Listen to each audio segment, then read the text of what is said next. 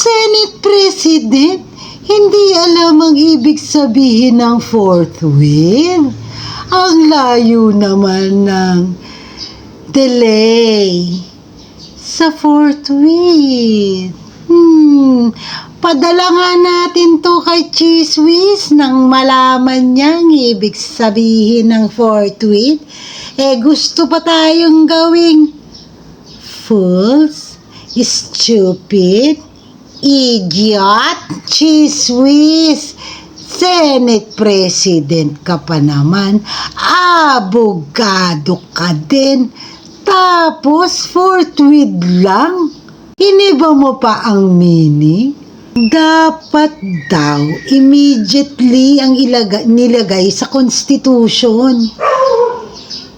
Yan nga ang ibig sabihin ng forthwith, immediately. Ay, Cheese Whiz, kahiya ka? Kasuka ka, boy.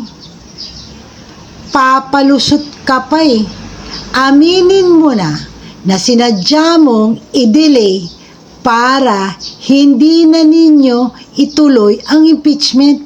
Di ba yan ang plano nyo? Ha? Cheese Whiz? Ha? Piatos? Piatos, Cheese Whiz? Magkakuntsaba. Shame on you.